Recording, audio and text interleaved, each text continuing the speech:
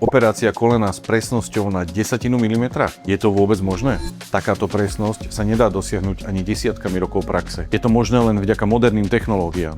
Medicína sa za posledné roky výrazne posunula. Pri náhrade kolenného kĺbu už dnes neostávame len pri ruke chirurga a klasických nástrojoch. Klinika ortopedika využívame robotom asistované operácie. Ako to funguje? Na začiatku operácie pomocou robota vyrobíme presný model vášho kolena. Robotický systém presne vedie chirurga pri rezoch, pri uložení implantátu, pri vyvážení väzov. Chirurg má operáciu plne pod kontrolou. Robot mu pomáha dosiahnuť presnosť, ktorá je voľnou rukou nedosiahnuteľná. Čo to znamená pre vás ako pacienta? Presnejšie uloženie umelého kĺbu, šetrnejší prístup k mäkkým tkanivám, prírodzenejší pohyb po operácii a často aj rýchlejšie zotavenie. Robot nenahrádza chirurga. Robot mu dáva nástroj, ktorý posúva výsledok na ďalšiu úroveň. A vy získavate kĺb, ktorý sa správa čo najbližšie k tomu vášmu pôvodnému. Ak zvažujete operáciu kolena, bedra či ramena, objednajte sa k nám na vyšetrenie. Vysvetlíme vám, či je robotom asistovaná operácia vhodná aj pre vás.